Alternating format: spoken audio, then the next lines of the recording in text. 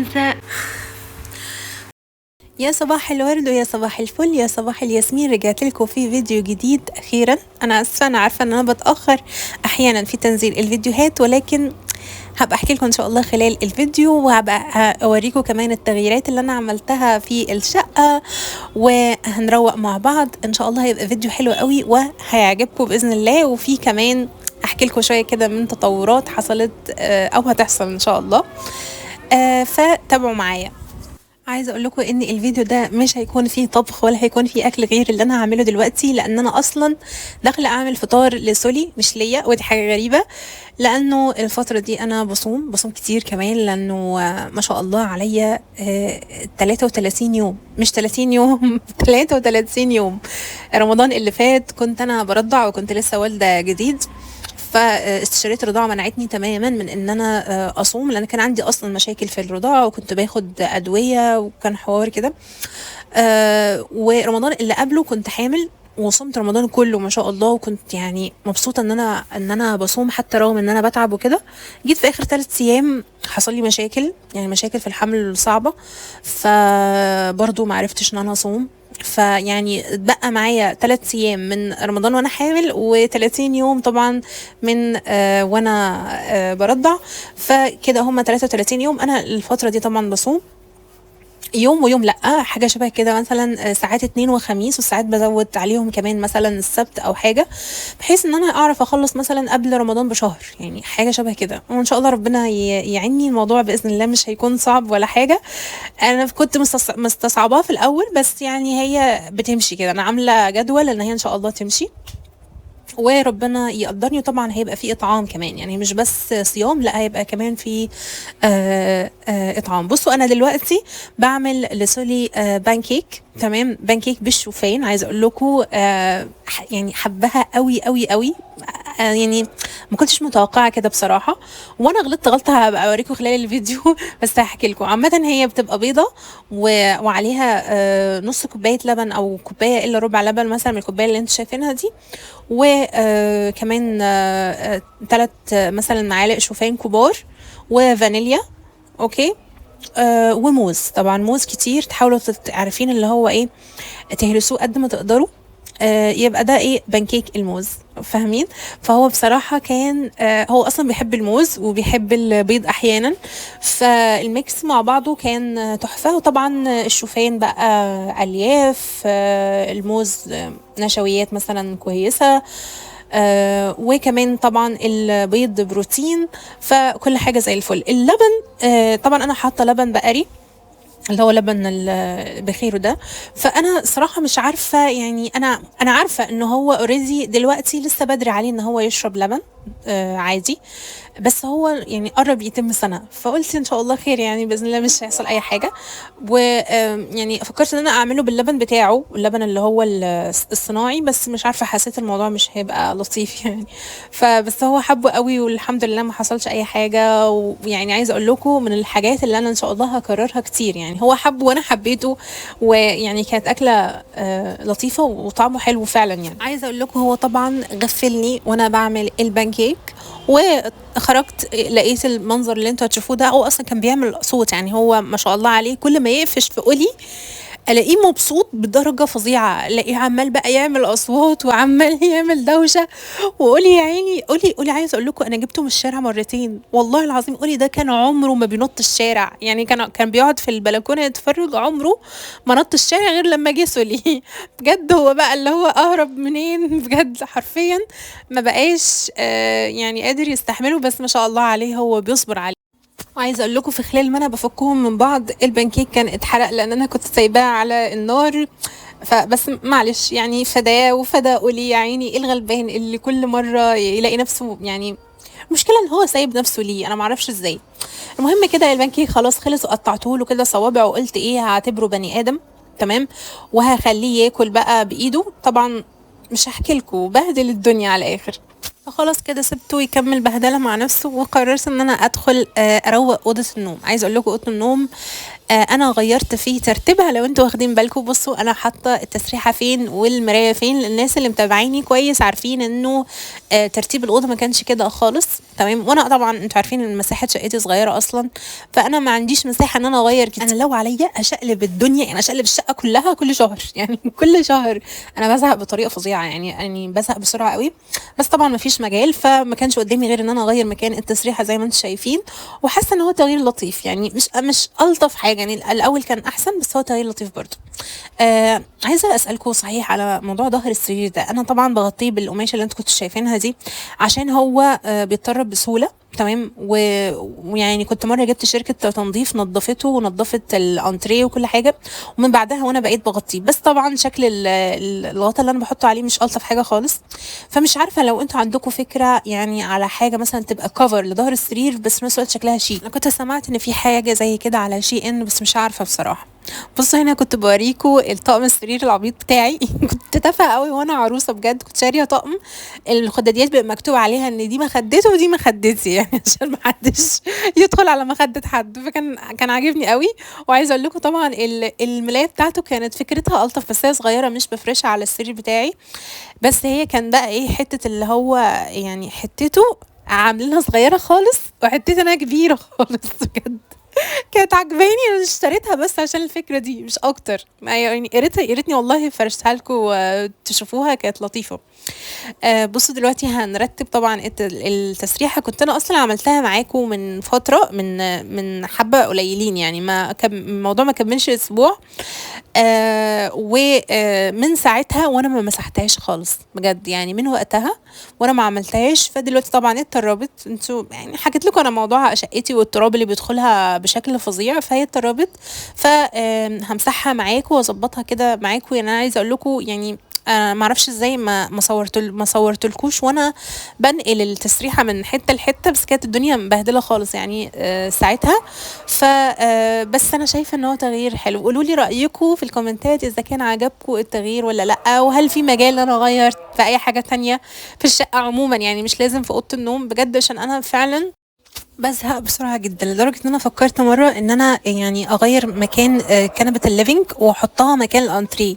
يعني اطلع كنبة الليفينج من الاوضة واحطها مكان الانتريه، وانتريه ادخله ايه في الاوضة. عايزة اقول لكم ان هي اصلا ما دخلتش مكان الانتريه. يعني انتوا متخيلين قد ايه المكان يعني يعتبر ضيق. يعني هو طبعا مش ضيق قوي، بس عشان الارش الفاصل ده اللي انتوا شايفينه في الصالة عندي، فهو كان مضيق الدنيا. وعايز اقول لكم كمان ان الراجل اللي عامل لي الكنبه حاطط لي فيها المسند بتاع الايد ده عريض قوي ملوش اي لازمه بجد، ومعرفش ليه عريض بالشكل ده.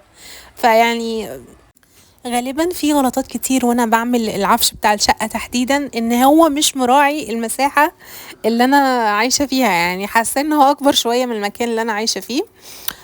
بس في يعني هو اغلبه بصراحه جاهز، يعني اغلبه حاجات جاهزه، ما عملتش عموله غير بس الكنبه بتاعه الليفينج فقط لا غير. ف معلش يعني ان شاء الله يعني ربنا ان شاء الله يرزقنا بحاجه اوسع ويبقى العفش مناسب ليها، يعني او يا عالم ممكن يبقى اصغر كمان. مهم تعالوا كده احكي لكم عن اخر اخباري وعن سبب ان انا يعني بتاخر احيانا في الفيديوهات. طبعا بعيدا عن فتره السفر دي لوحدها، بس انا بتكلم على دلوقتي. يعني عايزه اقول لكم انه اصلا الستاند بتاع التصوير باظ، ومش هو بس، يعني يا ريت هو بس اللي باظ. الستاند والمكنسه الكهربائيه والشفاط بتاع المطبخ والمكوة البخار. يعني انا معرفش ايه اللي بيحصل في حياتي الفترة دي بجد والله. يعني اجهزة الشقة كلها باظت. يعني زي ما انتم شايفين انا بكنس بالمقشة. المقشة دي انا اصلا ما بستخدمهاش غير في البلكونة. فدلوقتي انا مضطره اكنس كل الشقه بالمقشه، والشقه اصلا بتتطرب بسرعه جدا. وسولي دلوقتي بقى عامل زي اصلا المكنسه الكهربائيه. هو اصلا داير في الشقه يلقط الحاجه بقى فتره اللي هو بيحبي فيها دي، بيلقط اي حاجه يحطها في بقه. فانا مضطره اكنس كل شويه. فالموضوع بقى مرهق جدا. يعني اتمنى بصراحه ان انا اصلح البتاع على طول. واستنوا بقى هوريكوا دلوقتي احنا كمان بنعمل ايه عشان خاطر الاستاذ سولي. تمام يا رب يكبر ويشوف هو عمل فينا ايه. احنا قررنا نعلق الشاشه عشان خاطره. يعني احنا بدأنا خلاص في الطوارئ. تمام. عارفين بقى المرحله اللي هو الامهات تبقى تشيل الفازات وتشيل التحف الحاجات دي. احنا اول حاجه فكرنا فيها طبعا الشاشه دي دلوقتي، يعني انتوا عارفين بالاجهزه بقت بكام، فده خراب بيوت حرفيا. ان هي طبعا هو دلوقتي خلاص بقى بيطولها، فقررنا ان احنا نعلقها. كان المفروض نعلقها من البدايه الصراحه من زمان، بس ما كناش يعني، ما اعرفش ليه الواحد ما كانش بيفكر خالص ان هو هيجيب اطفال، يعني مش عارفه ليه. عايز اقول لكم احنا حتى اوضه اطفال ما فكرناش نعملها من كتر ما احنا الموضوع ما كانش في بالنا قوي يعني. فالحمد لله. تعالوا كده ننضف ايه البهدله اللي حصلت. اصلا احنا يعني ما شاء الله قررنا ان احنا نعلقها بنفسنا، ما جبناش حد يعمل حاجه. الموضوع كان يعني سهل بصراحه، بس يعني الدنيا اتبهدلت على الاخر. ف هبقى اوريكم ان شاء الله كده في الاخر الشاشه هيبقى شكلها عامل ازاي. انا عايزه اقول لكم يعني مش عارفه ليه لما اتعلقت حسيت انها صغرت، ما مش عارفه ليه والله. هي 50 اصلا انش، فانا مش فاهمه ليه صغرت كده فجاه لما اتعلقت على الحيطه. بس يعني حاسه انها مريحه كمان في العين، مش عارفش، حاسه انها مرتاحه وانا شايفاها كده، فاهمين. نسيت اقول لكم على القرار الجديد اللي انا اخدته، وهو ان انا اخيرا ان شاء الله هدخل جيم وهعمل دايت كمان باذن الله. ادعوا لي ادعوا لي ادعوا لي ان الموضوع ده يتم على خير، لان انا مش متخيلين انا ازاي محتاجه ده قوي الفتره دي الصراحه. تعالوا يا حلوين، عايزه اوريكم لبس الجيم. تمام، انا طبعا خلاص زي ما قلت لكم انا بجهز ان انا ادخل الجيم، وللاسف دي اول مره في حياتي ادخل جيم. فحاسه ان انا عارفين اللي هو متحمسه بزياده وبجهز كاني رايحه المدرسه كاني اول يوم مدرسه بجد. فبصوا جبت البنطلون ده، هو بنطلون تشارلستون، لو بيبقى واسع من تحت، بس قماشته طبعا تحفه تحفه تحفه تحفه، اللي هي بتمط قماشه كده بتمط حاجه يعني مريح جدا جدا في اللبس. وجبت معاه التيشيرت ده، هو طبعا مش لاقي عليه خالص، بس انا اوريدي كنت طلبت من امازون بنطلون زيه بالظبط تشارلستون لونه اسود، فان شاء الله لما يوصل هيبقى هو مناسب للتيشيرت ده. والنبيتي ده هبقى البس عليه مثلا اي تيشيرت نص كم او حاجه، لانه اصلا اوريدي الجيم اللي انا داخلاه هو بنات بس. حاسه ان انا ممكن ابقى اعرف اخد راحتي يعني شويه، سيبكوا بقى من الحاجات اللي في الارض دي طبعا بسبب مستر سولي. المهم ان انا حاسه ان انا ان شاء الله هعرف اخد راحتي شويه في الجيم. هشوف انا الوضع هيبقى عامل ازاي هناك. ولسه طبعا ولسه كمان فاضل ان انا اشتري فلاسك. تمام، والله مش عارفه، بس انا حاسه ان انا حرفيا داخله المدرسه بجد، يعني حاسه ان انا كاني اول يوم مدرسه. بس اللي هو عايزه اشتري فلاسك ميه، تمام، وعايزه اجيب شنطه، ومش عارفه شراب جديد وحاجات كده كل حاجه جديده. يعني من كتر ما انا متحمسه وفي نفس الوقت خايفه، يعني انا على قد ما انا متحمسه بس في نفس الوقت خايفه انه خايفه ان انا معرفش التزم. يعني حاسه ان انا اوكي، يعني اول مره اشترك وكده. بس يا حلوين، اللي انا عايزه اعمله الفتره دي ان انا عايزه اتمرن في البيت. تمام، يعني انا ممكن اشترك مثلا، ابتدي اشتراك كده في الجيم بعد اسبوع او حاجه، فعايزه اتمرن الاول في البيت بحيث ان انا ازود اللياقه بتاعتي وابقى فت كفايه ان انا لما ادخل ما اتعبش على طول. يعني انا حاسه ان انا هحبط قوي بعد كل الحماس ده، ان انا اجي ادخل الجيم الاقي نفسي تعبت ومش عارفه اكمل وكل الكلام ده. فالنهارده دلوقتي حاول ان انا اتمرن مع كلوي تينج، لو انتوا تعرفوها. عايزه اقول لكم البنت دي بصراحه تحفه تحفه تحفه بجد، يعني اكتر حد التمارين بتاعته بتجيب نتيجه. يعني انا لو عندي فرصه ان انا اتمرن في البيت كنت هتمرن معاها الصراحه. وكده خلاص خلصت اول تمرين. عايزه اقول لكم تمرين ربع ساعه بس، جربوا تعملوا معاها ربع ساعة. اسمها كلوي تينج، هي تقريبا مدربة استرالية. عايزة اقول لكم متعبة قوي قوي. انا فعلا مش عارفة انا هدخل الجيم ازاي بجد، مش عارفة اعمل ايه هناك، بس اتس اوكي. ده اول يوم وان شاء الله هكمل مع كلوي تينج كذا يوم كمان، عشان اذا في بقى شد في العضل او اللي هو بيسموه سورنس عارفين بقى التعب اللي بيجيلكوا بعد ما تتمرنوا وانتوا بقالكوا فترة يعني طويلة ما تمرنتوش؟ التعب ده انا عايزاه يجي ويروح قبل ما ادخل الجيم. كده كده في الجيم اكيد هحرك عضلات تانية زيادة، بس على الاقل يبقى عندي قدرة تحمل احسن، ما احسش باحباط وانا شايفة ناس تانية بتعرف تعمل او بتستحمل اكتر مني بكتير. اي نعم مش هبقى برضو احسن حاجة في الكام يوم اللي انا هتمرنهم، بس ستيل انه يعني مش هحبط جامد يعني، فاهمين؟ بس فان شاء الله خير.